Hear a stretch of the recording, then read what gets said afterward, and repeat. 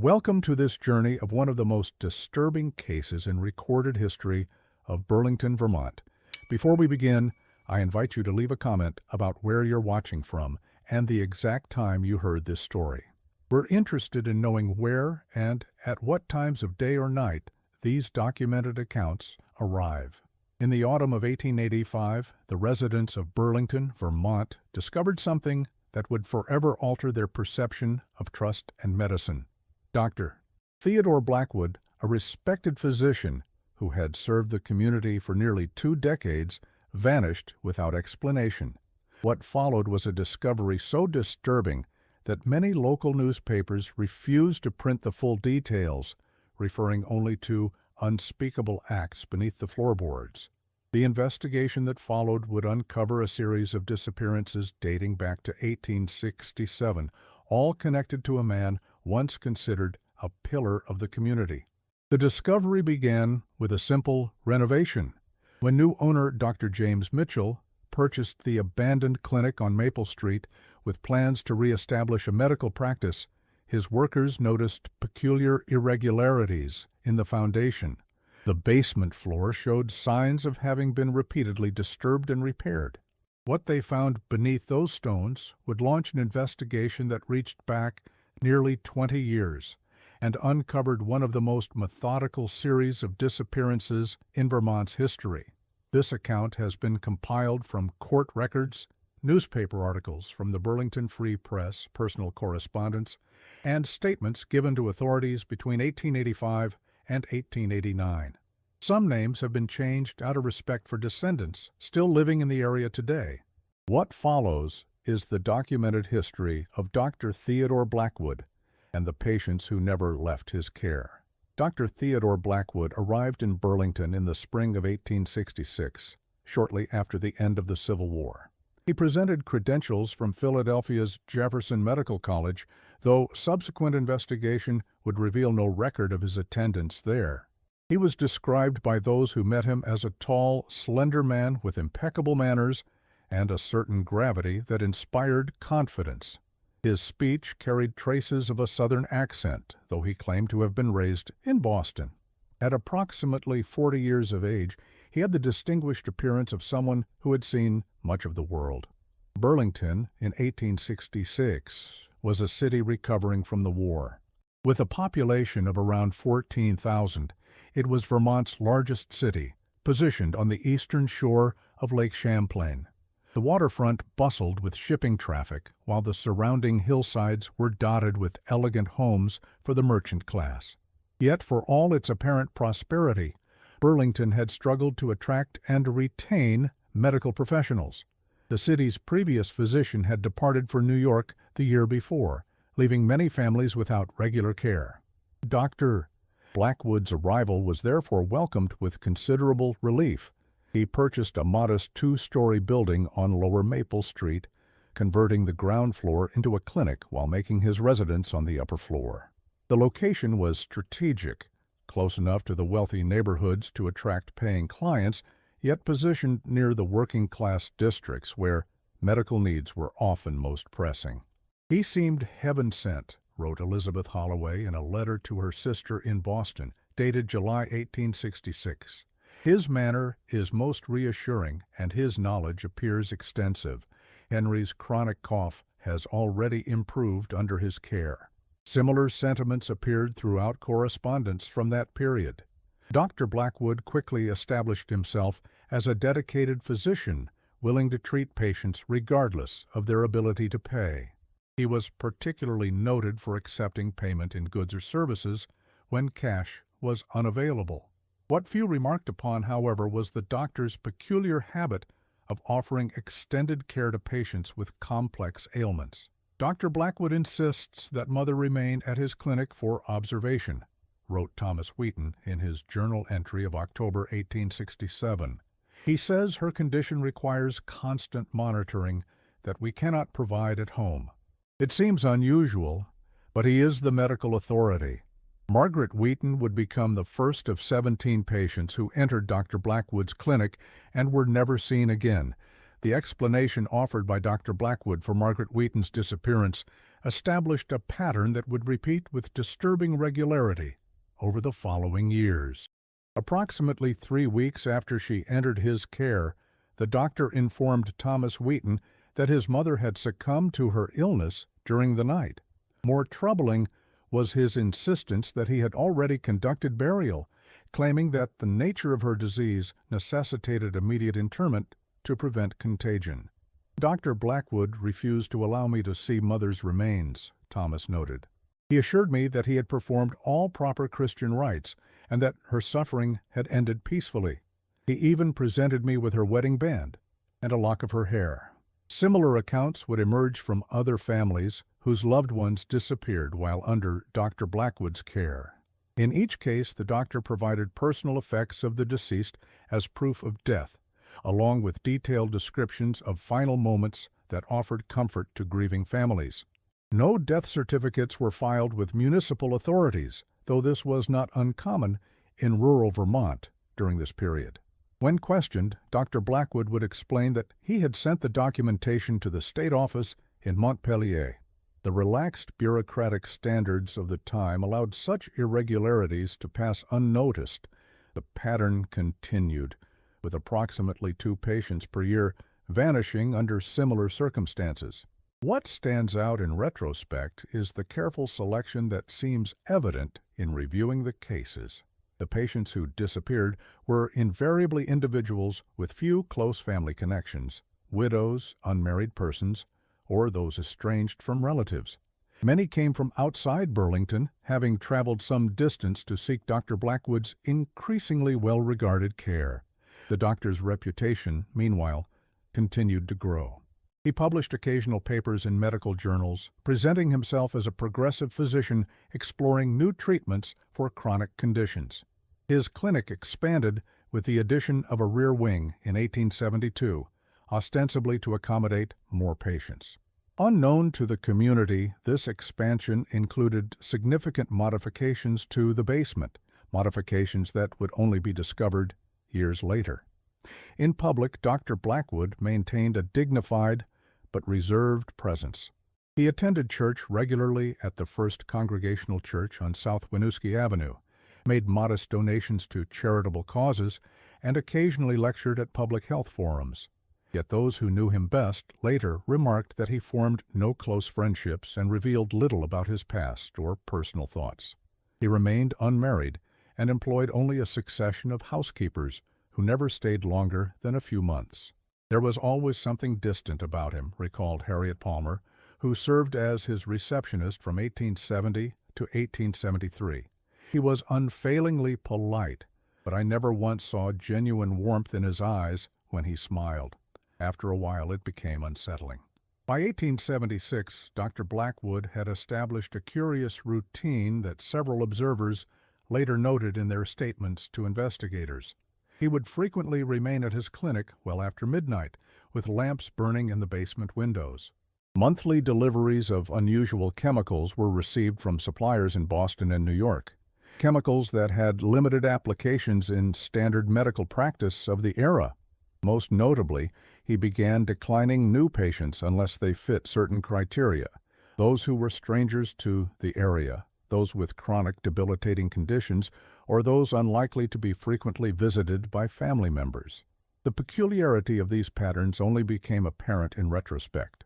At the time, the residents of Burlington saw only a dedicated physician working tirelessly for his patients. If some of those patients never emerged from his care, the explanations he provided were accepted without question. The trust placed in physicians during this period was nearly absolute, particularly in a smaller community like Burlington. This trust would continue unbroken until the unseasonably warm autumn of 1885, when Dr. Blackwood's carefully constructed facade began to crumble. The first hint of something amiss came not from Burlington, but from Albany, New York. In September 1885, a letter arrived at the offices of the Burlington Police Department from a Mr. Harold Winters inquiring about his sister, Eliza Winters, who had traveled to Burlington in June to seek treatment from Dr. Blackwood for a respiratory ailment.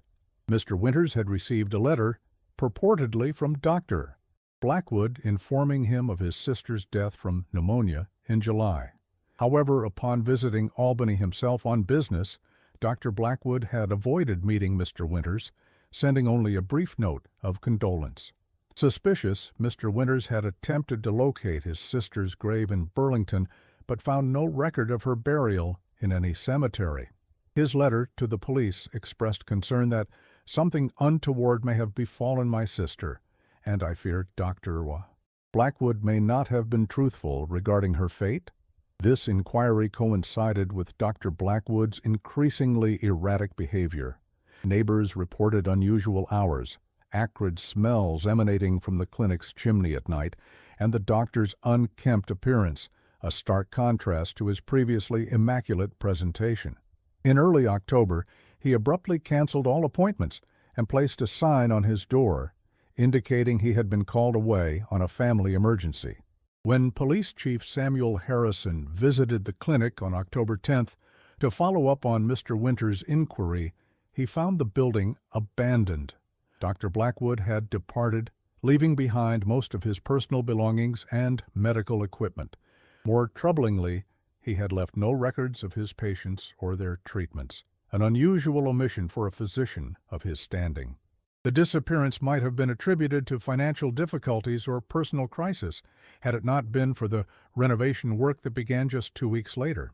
Dr. James Mitchell, recently arrived from Boston, purchased the abandoned property at auction with the intention of establishing his own practice. During initial renovations, workers noticed the uneven nature of the basement floor and what appeared to be relatively recent modifications to the original stonework. The mortar between certain sections of the floor was of a different composition and age than the surrounding areas, noted William Hargrove, the mason overseeing the renovation. It suggested that portions had been repeatedly disturbed and resealed. When the workers began removing these sections to level the floor, they made the discovery that would shock the community and launch a comprehensive investigation. Human remains, methodically arranged beneath the stonework. What the renovation crew discovered in the basement of Dr. Blackwood's former clinic defied their understanding of human depravity. Beneath the carefully relaid stone floor were the remains of multiple individuals, arranged in what investigators would later describe as a manner suggesting scientific purpose rather than mere concealment.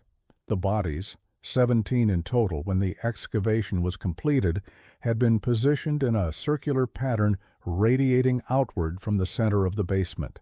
Each had been subjected to unusual preservation techniques involving chemicals that had substantially delayed decomposition. More disturbing were the indications that many had been alive when placed beneath the floor, with evidence suggesting they had been rendered immobile but conscious through the administration of partial paralytic agents. The positioning of the hand, wrote Dr. James Mitchell in his statement to authorities, indicates that these individuals were attempting to claw their way upward through the earth that had been packed around them. The contorted facial expressions similarly suggest awareness during their final moments. The basement itself had been modified to serve as what appeared to be a laboratory. Hidden cabinets contained journals, chemical compounds, and specialized instruments that had no legitimate medical purpose. The journals, written in Dr. Blackwood's meticulous hand, documented experiments of a nature so disturbing that Chief Harrison initially restricted access to them to only those directly involved in the investigation. What we are confronted with, he wrote in his official report, is not merely murder, but systematic experimentation upon living human subjects under the guise of medical treatment. The journals revealed Dr. Blackwood's true purpose in establishing his practice in Burlington. Far from being a healer, he had selected the relatively isolated community as an ideal location to pursue his actual interest, the study of human consciousness as it transitioned from life to death. He believed that by carefully controlling the circumstances of death, he could document the precise moment when the soul departed the body, what he termed in his writings as the measurable separation of consciousness from corporeality. His methodology involved administering compounds that paralyzed his victims while leaving them fully conscious and aware. He would then place them beneath the basement floor in precisely measured positions, partially encased in soil and chemicals. Through tubes that allowed for minimal air exchange, he would monitor their deteriorating condition while administering various substances meant to prolong the transition between life and death.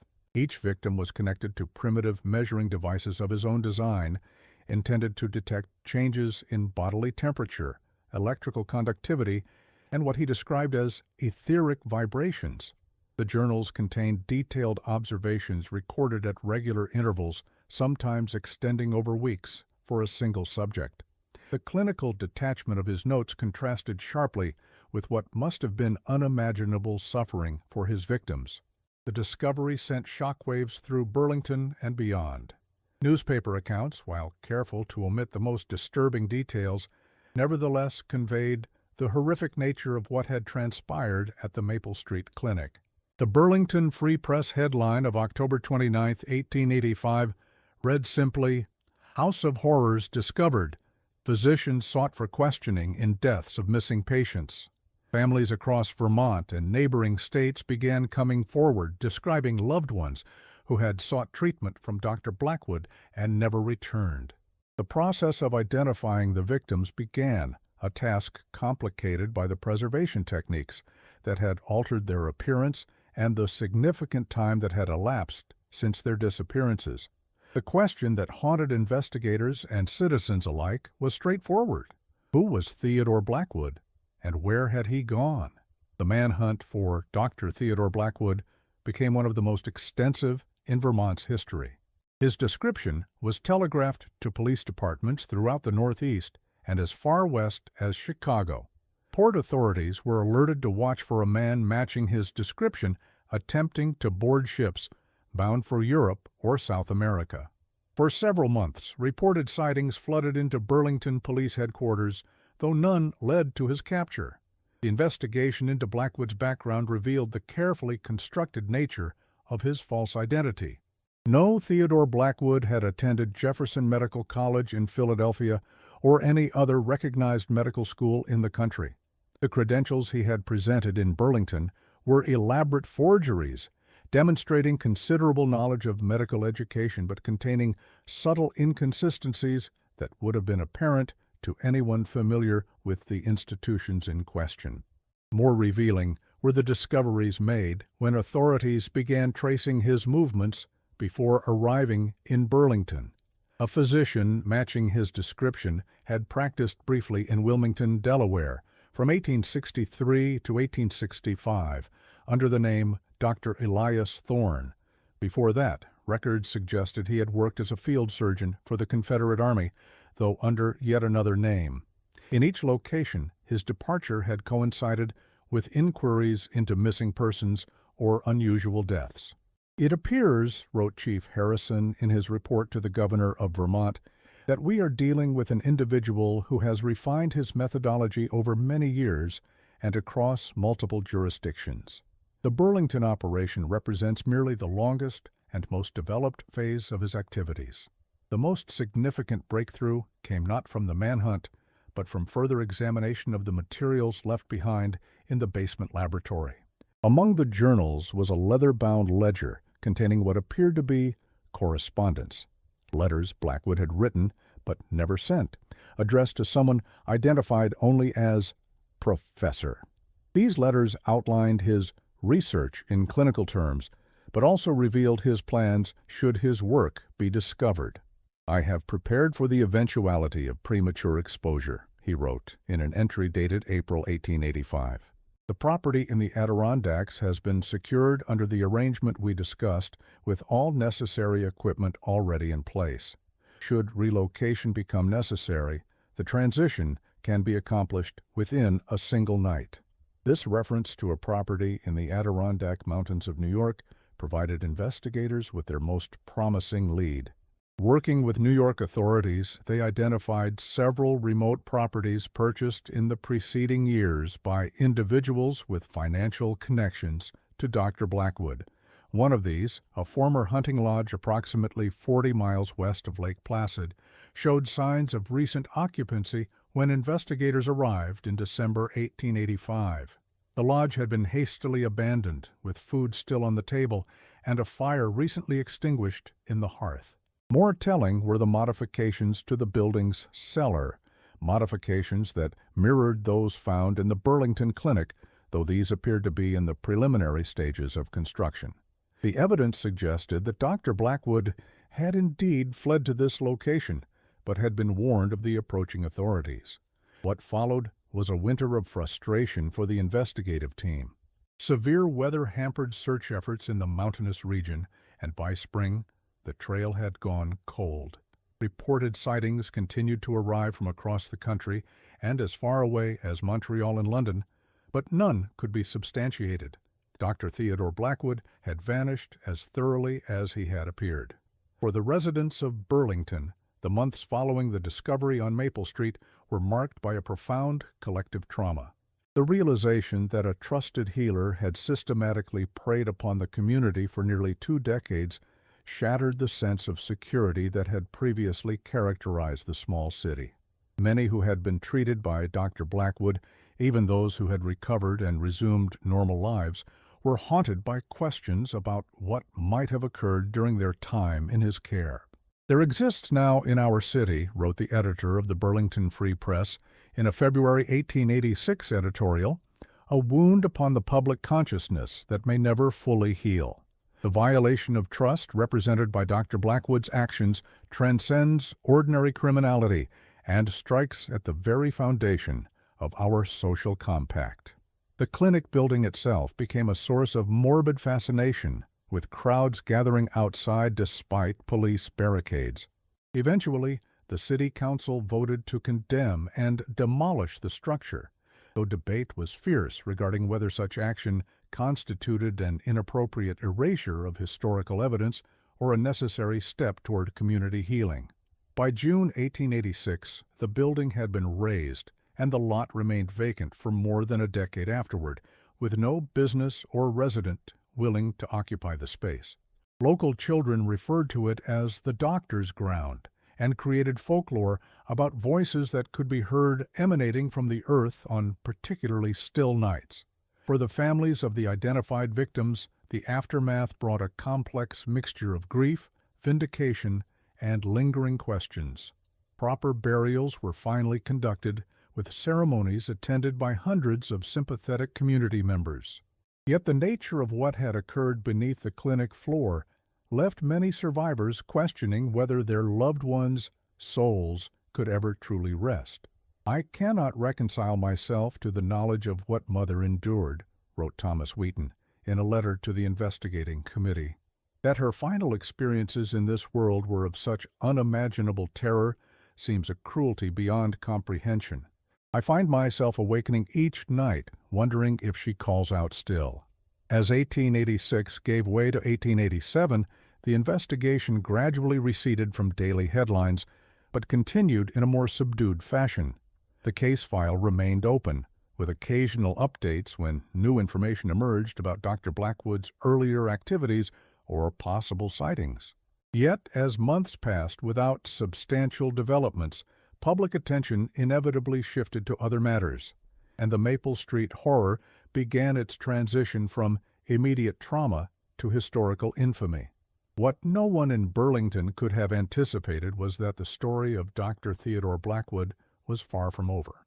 The revelation that would reignite public interest and launch a new phase of the investigation would come not from police work, but from an academic discovery made 3 years later and hundreds of miles away. In March of 1889, Professor Harlan Montgomery of Columbia University's Department of Psychology came across a recently published medical paper in a European Journal of Experimental Medicine. The paper, titled Observations on Consciousness During Transitional States, was attributed to a Dr. Theodor Schwarzwald of Vienna and detailed experiments that bore a striking resemblance to those documented in Blackwood's journals. Professor Montgomery, who had served as a consultant to the Burlington investigation, immediately contacted Chief Harrison with his discovery.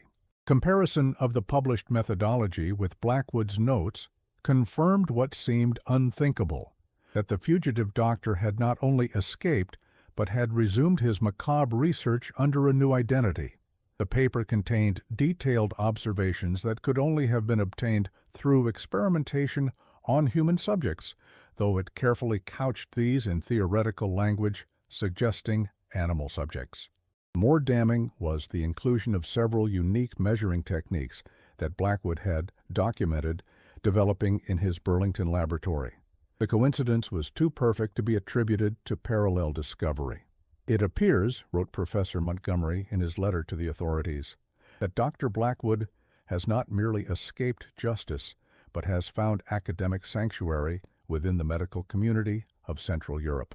More disturbing still is the implication that he continues to pursue his abominable research, possibly with institutional backing. This revelation transformed what had become a cold case into an international manhunt. American diplomatic channels were engaged to petition Austrian authorities for an investigation into Dr. Schwarzwald's credentials and activities. However, the process moved with the characteristic slowness of international diplomacy in the late 19th century. By the time Viennese police visited the address associated with the mysterious doctor, they found only an empty apartment and neighbors, who described a tall, distinguished American who had departed several weeks earlier, claiming to have accepted a position at a research hospital in Budapest. Subsequent inquiries in Hungary yielded similar results. Dr. Schwarzwald had indeed briefly held a position at a private medical institute, but had resigned abruptly following the arrival of correspondence from America. His colleagues described him as brilliant but reserved, with unconventional theories regarding human consciousness that many found disturbing but potentially groundbreaking. He spoke often, reported one Hungarian physician, of consciousness as a measurable energy that could be detained within the body even as traditional life functions ceased. He theorized that this energy might be captured, measured, or even transferred under the right conditions. Most of us regarded such notions as borderline mysticism rather than sound science, yet his methodological rigor was undeniable. The frustrating pattern continued across Europe over the next year. Investigators traced Blackwood's movements through Prague, Berlin, and eventually to St. Petersburg, always arriving weeks or months after his departure.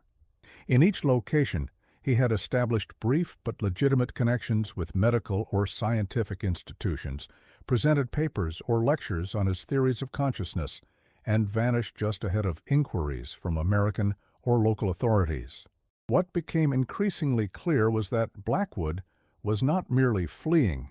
He was systematically visiting centers of medical and scientific research throughout Europe, gathering information and possibly recruits for what he described in one abandoned manuscript as the final phase of the great work.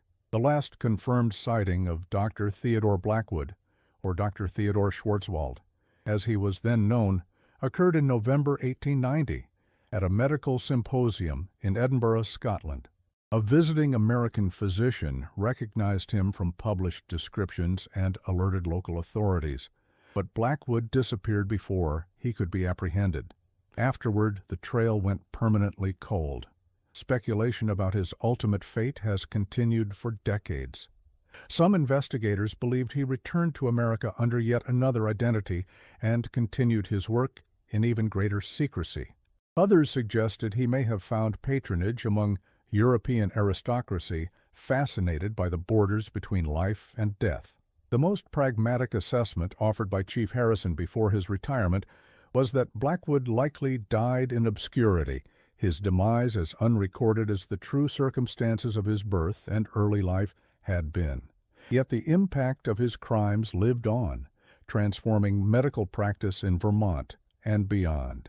The Burlington case led directly to stricter requirements for physician credentialing, mandatory reporting of patient deaths, and greater oversight of private medical facilities.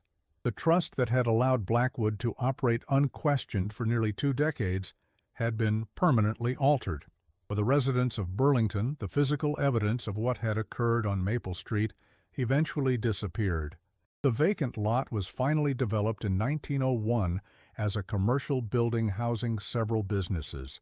Few of the new occupants were aware of what had once occurred on that ground, as the community collectively chose to move forward rather than dwell on its darkest chapter. Yet, in certain circles, the story persisted. Medical students at the University of Vermont occasionally repeated versions of the tale, often embellished beyond recognition.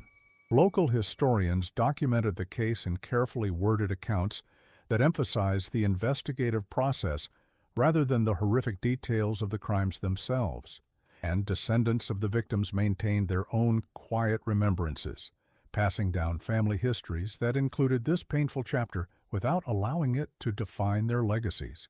The Burlington Free Press revisited the case on its 50th anniversary in 1935, interviewing elderly residents who still remembered the shock that had rippled through the community. It was as though we all awoke from a pleasant dream into a nightmare, recalled Martha Sinclair, who had been a young woman when the discovery was made.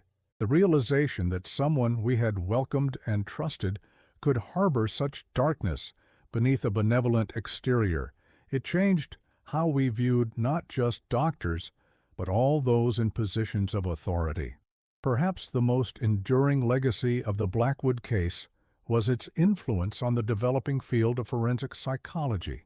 The journals recovered from the basement laboratory, while horrific in content, provided unprecedented documentation of a mind that could maintain both rigorous scientific methodology and complete moral detachment.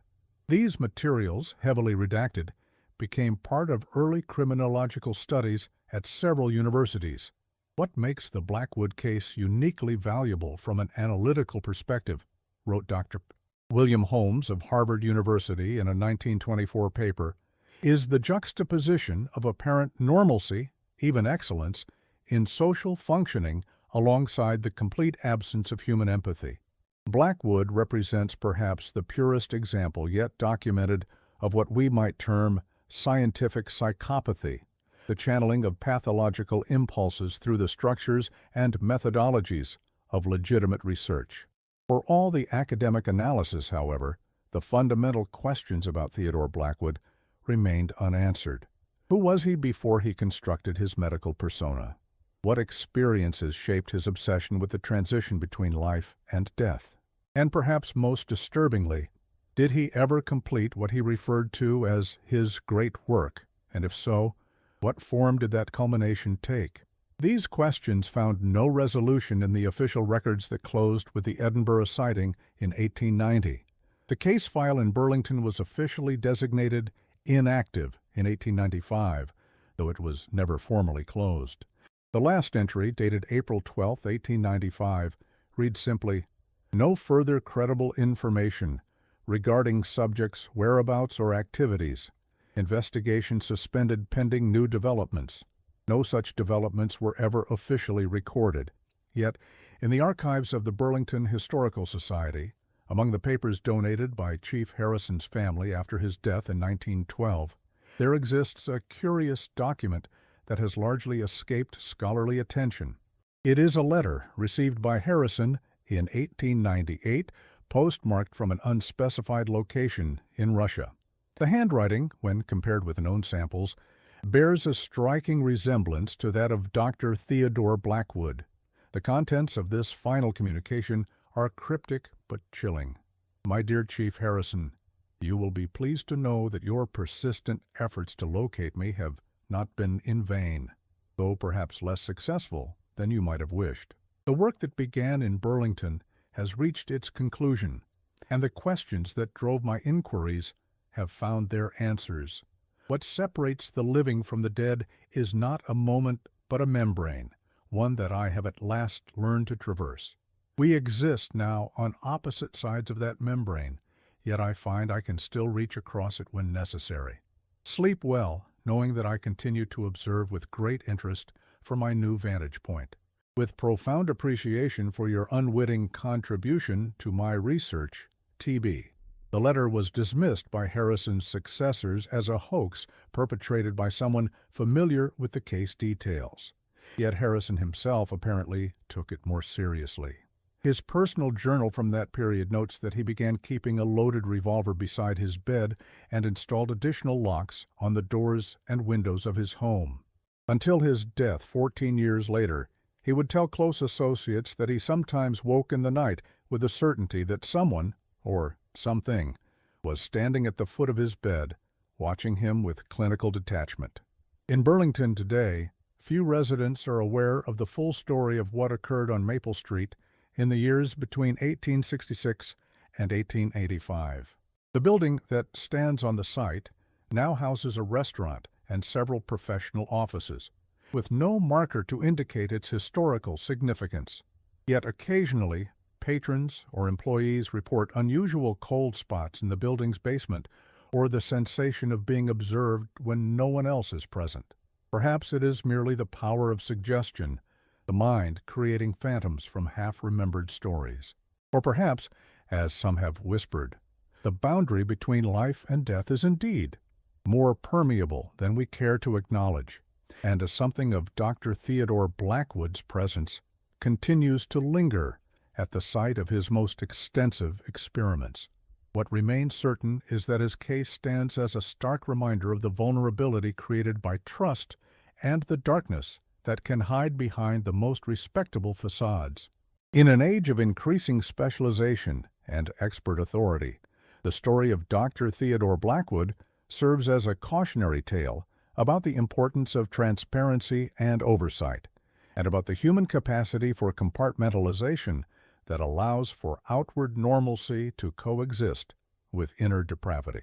During the original investigation, little attention was paid to one curious aspect of Dr. Blackwood's background, the gap in his history between his supposed service as a Confederate surgeon and his appearance in Wilmington in 1863. This period, coinciding with some of the bloodiest battles of the Civil War, was characterized by unprecedented numbers of wounded soldiers requiring immediate medical attention, often under primitive field conditions. According to a document discovered in 1957 in the archives of a military hospital in Richmond, Virginia, a surgeon identified only as Dr. T had been reprimanded for conducting unauthorized procedures on severely wounded soldiers deemed beyond saving. The reprimand, dated August 1862, described how this physician had isolated several dying men in a separate tent, ostensibly to spare other patients from witnessing their suffering. When inspected, the tent was found to contain not only the expected medical supplies, but also various measuring instruments and detailed anatomical drawings focusing on the brain and nervous system. The report concluded, while Dr. T's surgical skills are beyond reproach, his apparent fascination with death itself, rather than its prevention, must be considered disturbing. His request to be notified immediately when any patient enters the final stages of decline suggests a scientific interest that exceeds the boundaries of proper medical inquiry. It is therefore recommended that he be reassigned to duties that place him under more direct supervision. This document, never conclusively linked to Blackwood but coinciding with his known movements, suggests that his macabre research may have begun amid the chaos of wartime medicine, where the line between experimental treatment and unethical experimentation could be easily blurred. The Burlington investigation also failed to fully explore another significant aspect of Blackwood's activities, his correspondence with certain European physicians and researchers. Among the papers seized from his clinic were letters from doctors in Vienna, Paris, and Edinburgh, discussing theories of consciousness that had been dismissed by mainstream medical authorities as unscientific or even mystical. These correspondences revealed a network of like-minded researchers operating at the fringes of accepted medical practice, united by a shared fascination with the precise nature of death and the possibility that consciousness might exist independently of bodily functions. One correspondent, identified only as Professor M. from the University of Vienna, wrote in an 1877 letter, Your methodologies, while necessarily circumspect in their description, suggest an empirical rigor that exceeds my own preliminary investigations. The measurements you describe, particularly regarding electrical conductivity during the final transition, correlate remarkably with my theoretical models. I eagerly await more detailed notes when security of communication can be assured. This international dimension of Blackwood's activities raises disturbing questions about whether he operated in isolation or as part of a broader clandestine research community. It may also explain the relative ease with which he established new identities and positions in European medical institutions after fleeing America. The victims themselves represent another aspect of the case that deserves closer examination. While the investigation focused primarily on identifying the remains and notifying families, less attention was paid to the selection criteria that Blackwood apparently employed. Analysis of the 17 confirmed victims reveals several patterns. All were adults between the ages of 30 and 65. All suffered from chronic but non-infectious conditions, and all were individuals of above-average education and articulation based on their personal correspondence and family descriptions. This last characteristic proved particularly significant when researchers at Yale University gained access to Blackwood's journals in 1938 as part of a classified study on criminal psychology. The journals revealed that Blackwood selected victims partly based on their ability to describe and articulate their experiences. Some entries included what appeared to be transcriptions of victims' own descriptions of their sensations, recorded through speaking tubes connected to their underground chambers. Subject 12 continues to provide remarkably lucid accounts of progressive sensory alterations, Blackwood wrote in one entry dated February 1880. Her description of floating above while remaining anchored below corresponds precisely with observations from subjects 7 and 9, suggesting a consistent pattern in consciousness dispersion during prolonged liminal states. This aspect of his methodology, the collection of first-hand accounts from his victims, adds another layer of horror to his crimes. It suggests that his interest was not merely in observing physical changes during prolonged dying, but in documenting the subjective experience of death itself, as reported by those undergoing it. The Burlington investigation also largely overlooked the architectural modifications Blackwood had made to his clinic. When the building was demolished in 1886, workers discovered that the basement walls contained unusual materials, layers of copper sheeting, peculiar crystalline compounds embedded in the mortar, and a network of thin brass wires running throughout the structure. These elements, documented but not analyzed in the demolition report, bear striking similarities to devices described in obscure 19th-century texts on etheric science and electromagnetic containment of vital essences. One such text, Principles of Ethereal Mechanics, published anonymously in Leipzig in 1859, described theoretical apparatus for the containment and measurement of consciousness as it separates from corporeal form. The illustrations in this rare volume, a copy of which was found among Blackwood's possessions, show remarkable similarities to the architectural elements discovered during the clinic's demolition. This suggests that Blackwood's basement laboratory was more than merely a hidden chamber for his atrocities. It was, in his mind at least, a scientific instrument in itself, designed according to principles that mainstream science would have dismissed as pseudoscientific or occultist. Whether these elements served any actual function or merely reflected Blackwood's own delusions remains a matter of speculation, but they indicate the extent to which his worldview diverged from conventional medical understanding while maintaining the outward appearance of scientific methodology. The hunt for Blackwood across Europe between 1889 and 1890 also revealed interesting patterns. In each location where he briefly established himself, Vienna, Budapest, Prague, Berlin, St. Petersburg, and finally Edinburgh, he appeared to select institutions with particular resources.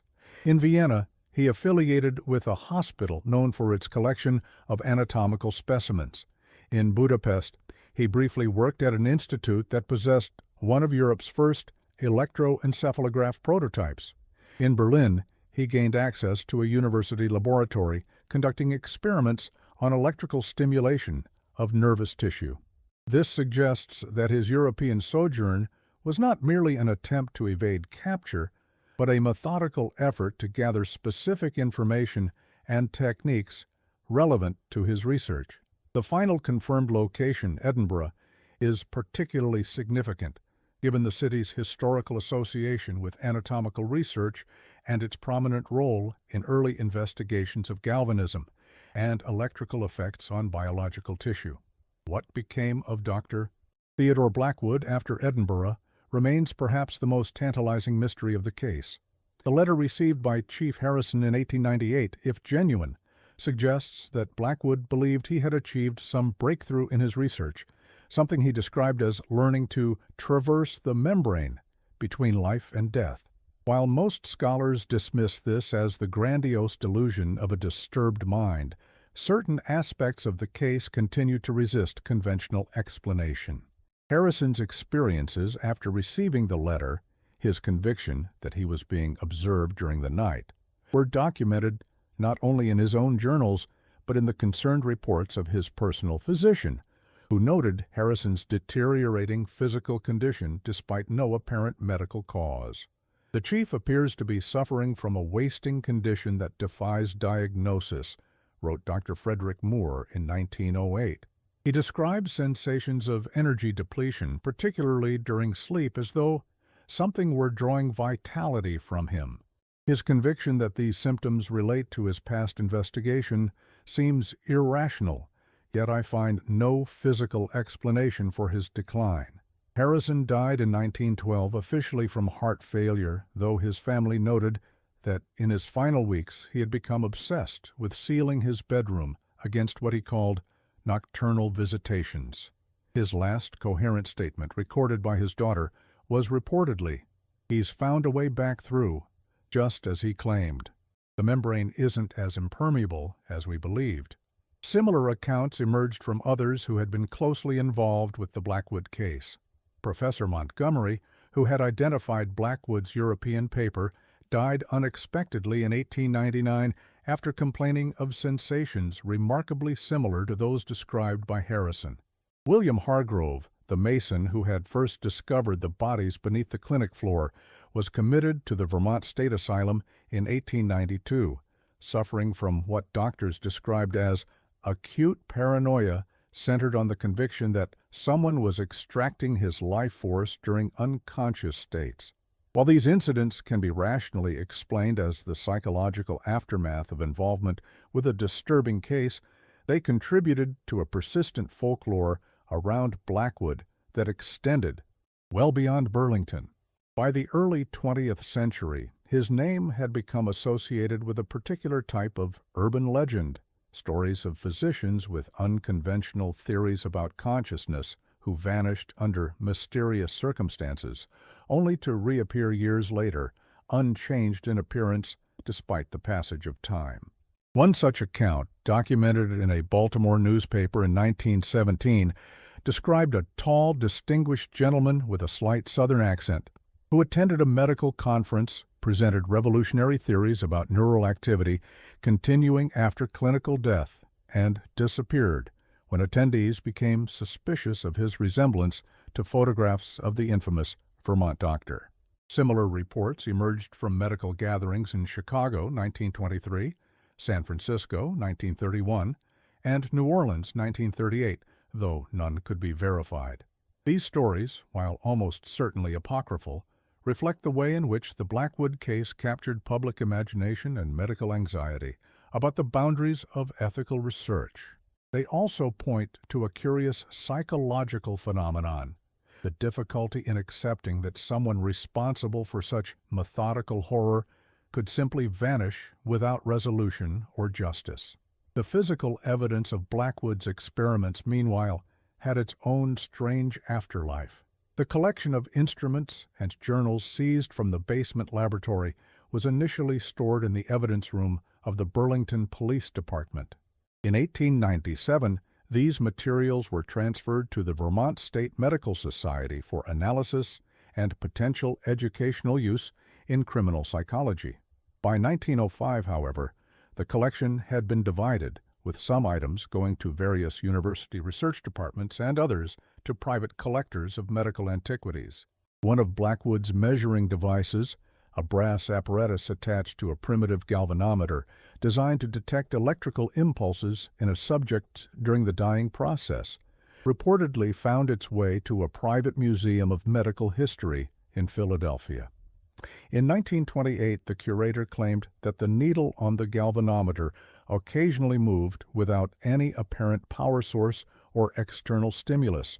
While easily dismissed as the effect of ambient electromagnetic fields or simple mechanical deterioration, the story added another layer to the Blackwood legend. More substantively, Blackwood's detailed case notes, separated from the more disturbing elements of his journals, became part of the foundation for early studies in thanatology, the scientific study of death and dying. His observations on physiological changes during the prolonged dying process, while obtained through unconscionable methods, contained data that later researchers found disturbingly accurate when compared with ethical observations of natural deaths. The tragedy of the Blackwood case, wrote Dr. Elizabeth Kubler in a 1952 paper on the history of death studies, is that genuine scientific insights were irredeemably tainted by their methodological origins. His observations on the stages of physical and apparent cognitive changes during gradual system failure align remarkably with modern palliative care observations, yet can never be cited or acknowledged due to the abhorrent circumstances of their collection. This scientific shadow legacy represents another way in which the Blackwood case continued to exert influence long after the crimes themselves. In certain specialized medical fields, particularly those dealing with consciousness during terminal states, his name became a cautionary reference, an emblem of the ethical boundaries that must contain scientific curiosity, regardless of potential knowledge to be gained. The physical location of Blackwood's crimes also developed its own complex legacy. After remaining vacant for 15 years, the lot on Maple Street was eventually developed as a commercial building in 1901. Over the decades, it housed various businesses, a haberdashery, a printing shop, a legal office, and finally, in a dark irony that escaped no one's notice, a pharmacy that operated there from 1937 to 1962. Throughout these changes in ownership and purpose, rumors persisted about unusual phenomena in the building, particularly in the basement areas that approximately corresponded to the location of Blackwood's laboratory. Workers reported sudden cold spots, the sensation of being watched, and occasional whispering sounds with no identifiable source. In 1943, a plumber working in the basement refused to return after claiming to have seen a tall figure in outdated medical attire observing him from a shadowy corner, a figure that vanished when directly approached. While such accounts can be readily attributed to suggestion and the power of the building's notorious history, they contributed to a persistent reluctance among potential tenants to occupy the space for extended periods. The property changed hands with unusual frequency, with businesses often relocating after less than 5 years of operation, citing vague concerns about the atmosphere or unfavorable conditions for customer comfort. In 1968, the building was eventually purchased by the Burlington Historical Preservation Society, which considered establishing a small museum dedicated to aspects of the city's medical history. This plan was abandoned after considerable public opposition, particularly from descendants of Blackwood's victims who considered it inappropriate to memorialize the location. Instead, the society maintained ownership, but leased the ground floor to commercial tenants while using the upper floor for archival storage. During renovations in 1972, workers discovered a previously unknown sub-basement area that had been sealed off sometime around 1890. This small chamber, approximately 8 feet square, contained several artifacts that appeared to date from Blackwood's time. Glass bottles containing unidentified chemical residues, corroded metal instruments, and, most significantly, a lead-lined box containing what seemed to be personal effects of several individuals. These included wedding rings, watches, and lockets containing hair samples, items matching descriptions of possessions that Blackwood had returned to families as proof of their loved ones' deaths. This discovery suggested that Blackwood had maintained a hidden cache of items, perhaps as souvenirs or for some purpose related to his experiments. More disturbing was the implication that someone, whether Blackwood himself or an unknown accomplice, had accessed this secret chamber after the initial investigation and sealed it more thoroughly to prevent discovery. This raised the troubling possibility that Blackwood might have returned to Burlington at some point after his flight, despite the intensive search for him. The contents of this hidden chamber were cataloged by the Historical Society and eventually transferred to the Vermont State Police Archives, where they remain today. Attempts to extract DNA from the hair samples in 2003, using modern forensic techniques, confirmed genetic connections to several families of known victims, providing final confirmation of their loved ones' fates more than a century after their disappearances. The broader cultural impact of the Blackwood case extended beyond Burlington and the immediate field of medicine. By the early 20th century, the story had entered American folklore as a cautionary tale about misplaced trust and the potential darkness hiding behind respectable facades. Variants of the story appeared in collections of American Gothic tales, often with supernatural elements added to the essentially human horror of the original events. In literature, echoes of the Blackwood case can be detected in several works of the early 20th century, particularly those dealing with themes of scientific obsession and the boundaries between life and death, while no major author acknowledged direct inspiration from the case. Literary historians have noted similarities in character and theme in works ranging from serious literary fiction to popular horror stories of the period. The medical profession itself underwent significant changes, partly in response to the Blackwood case, and similar, though less extensive, instances of physician misconduct discovered in its wake. The American Medical Association strengthened its ethical guidelines in 1888, with specific prohibitions against experimental procedures without patient consent. More significant were changes in the oversight of medical practice, with states increasingly requiring formal licensing, verification of credentials, and regular inspections of medical facilities. The Blackwood case, noted one medical historian, represents a turning point in how American society balanced its trust in medical authority with the need for accountability and transparency. The horrific nature of his crimes created momentum for reforms that might otherwise have taken decades to implement. For the residents of Burlington, the case eventually transitioned from immediate trauma to historical footnote. By the mid-20th century, few residents could provide accurate details about what had occurred on Maple Street nearly a century earlier. The story became something told to newcomers or tourists interested in local history, a dark chapter acknowledged but no longer actively remembered in daily life. Yet for some families, those whose ancestors had entered Blackwood's clinic and never emerged, the memory remained more present. Descendants of Thomas Wheaton, whose mother Margaret had been Blackwood's first known victim, maintained a family tradition of placing flowers at her grave on the anniversary of her disappearance rather than her official death date. The inscription on her headstone, installed in 1886 after her remains were properly interred, reads simply, Margaret Wheaton, 1819-1867. Truth comes to light. This sentiment that buried horrors eventually surface perhaps best encapsulates the enduring lesson of the Blackwood case. His crimes, hidden for nearly 2 decades beneath a veneer of respectability and literal stonework, eventually came to light through a combination of chance, persistence, and the inability of human depravity to remain permanently concealed. In the decades since, various aspects of the case have been re-examined through the lenses of modern forensic science, psychology, and historical analysis. A 1998 study by forensic pathologists from the University of Vermont, reviewing the original autopsy reports and photographs, confirmed that Blackwood's victims had indeed been alive when placed beneath the floor and had survived for periods ranging from days to possibly weeks in their underground chambers.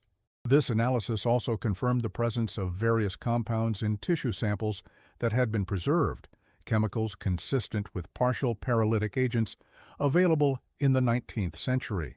These findings validated the original investigators' conclusions that Blackwood had deliberately maintained his victims in a state of immobility while leaving them conscious and aware during their prolonged deaths. Psychological analysis of Blackwood's journals, conducted by researchers at Johns Hopkins University in 2005, identified patterns consistent with what would now be classified as a specific form of psychopathy characterized by intellectual detachment and scientific rationalization of sadistic impulses. Of particular interest was Blackwood's apparent absence of personal pleasure in his victims' suffering. His interest seemed genuinely focused on observation and measurement rather than emotional gratification. What distinguishes Blackwood from most serial killers, Buskin wrote Dr. Jonathan Reeves in his analysis, is the truly impersonal nature of his crimes. His victims were not objects of rage, sexual desire, or even conventional sadism, but rather experimental subjects in what he perceived as legitimate scientific inquiry. This represents a form of moral detachment, perhaps more disturbing than emotional-driven violence, as it operated entirely outside normal human ethical frameworks while retaining rational cognitive function. Historical research into the cultural context of Blackwood's activities has also provided new perspectives on how such an individual could operate undetected for so long. The late 19th century represented a period of significant transition in American medicine, moving from traditional practices based largely on experience and apprenticeship toward more scientifically grounded approaches. This transition created an environment where unconventional methods might be more readily accepted if presented with sufficient scientific authority. Additionally, the post-Civil War period had familiarized Americans with both unprecedented levels of death and significant advances in medical practice developed during the conflict. This paradoxical combination, greater exposure to mortality alongside increased faith in medical intervention, created conditions where a figure like Blackwood, presenting himself as a progressive physician exploring new treatments, might escape the scrutiny he would have faced in either earlier or later periods. Blackwood exploited a unique window in American medical history, wrote medical historian Dr. Margaret Atkins in 2010. He operated during a time when physicians were increasingly respected for scientific knowledge rather than mere tradition, yet before robust systems of credential verification and practice oversight had been established. His timing, whether calculated or coincidental, allowed his false persona to withstand casual scrutiny. The enduring question of what ultimately became of Dr. Theodore Blackwood remains unanswered. After the Edinburgh sighting in 1890, confirmed reports cease entirely.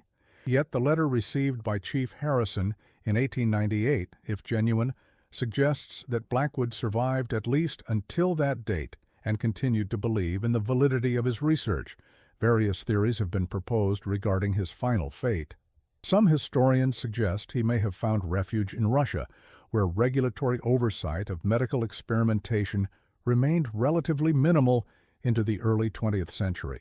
Others propose that he may have returned to America under yet another identity, possibly practicing in a remote Western location where his past would be unknown. A more prosaic theory holds that he simply died of natural causes, somewhere in Europe, his true identity unrecognized by those who encountered him in his final years. Perhaps the most unsettling possibility emerges from Blackwood's own writings, specifically his conviction that consciousness could somehow be preserved beyond physical death. In his final journal entries from Burlington, he had written, "The separation need not be permanent if the correct conduit can be established and maintained. Theory suggests bidirectional transit may be achievable under precisely controlled conditions." This cryptic statement, combined with the strange experiences reported by those connected with the investigation, has led some to speculate that Blackwood may have believed he had discovered some method of extending his consciousness beyond death, or at least created this impression in his communications to maintain his psychological presence in the lives of those who had pursued him.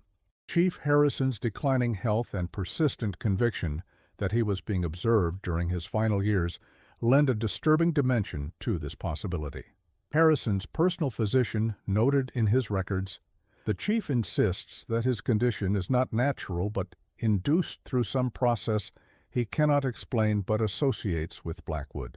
While I attribute this to psychological fixation on his most notorious case, I cannot medically explain the progressive physical deterioration I observe." Similar accounts emerged from others closely connected to the case.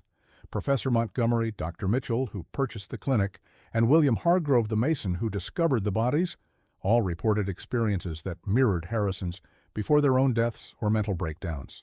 Each described sensations of being watched, energy depletion during sleep, and the conviction that Blackwood had somehow maintained his presence in their lives despite his physical absence. While modern psychology would attribute such experiences to trauma and suggestion, they contributed to a persistent notion that Blackwood's influence extended beyond his physical presence, that his obsession with the boundary between life and death had manifested in some form that continued to affect those who had interrupted his work. This aspect of the case entered popular culture through various fictionalized accounts, most notably Morton Graves's 1927 novel The Doctor's Watch, in which a character based on Blackwood discovers a method of projecting his consciousness into the minds of those who had wronged him. While purely fictional, such stories reflected the unsettling way in which the real Blackwood seemed to maintain a psychological presence in Burlington long after his physical departure. For modern researchers, the Blackwood case offers valuable insights into multiple fields: criminal psychology, the history of medical ethics, and the cultural factors that enable certain types of predators to operate within respected social positions.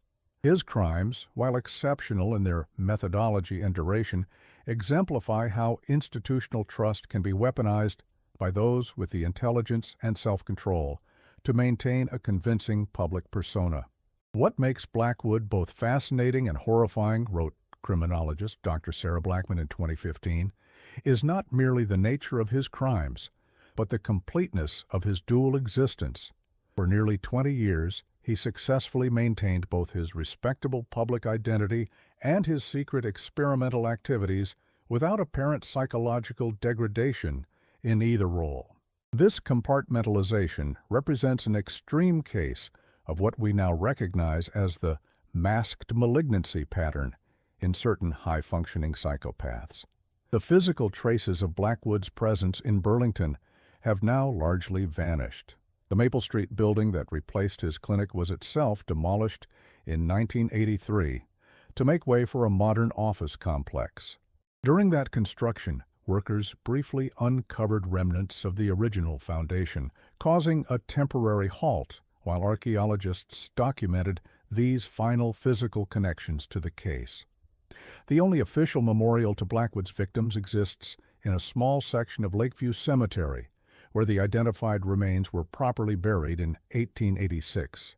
A simple granite marker, installed in 1987 by the Burlington Historical Society, reads, "In memory of 17 souls who perished 1867-1885.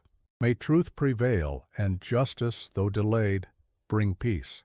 Each Halloween, small tokens, flowers, candles, handwritten notes, appear at this marker left by those who continue to find meaning in this dark chapter of local history.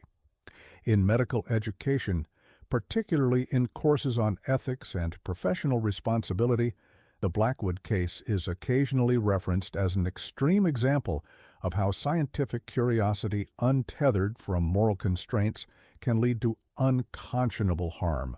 Medical students at the University of Vermont's College of Medicine participate in an annual seminar discussing historical cases of physician misconduct, with Blackwood's actions serving as the most severe local example.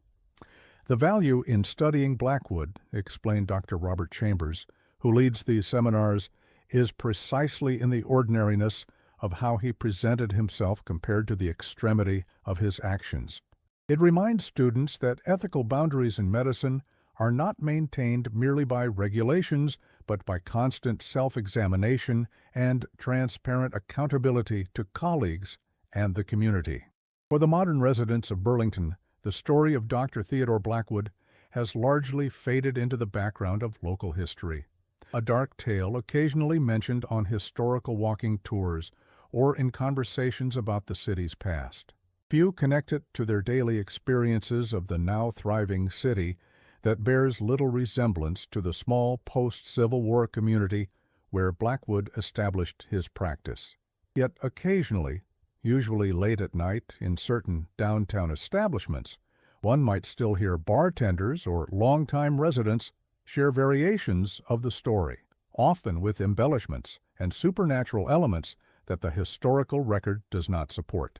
In these tellings, Blackwood becomes more monster than man, his activities more ritual than experiment, his disappearance more mysterious, vanishing, than practical escape. These folkloric versions of the story serve their own purpose, transforming a very human horror into something more comfortably distant from everyday experience.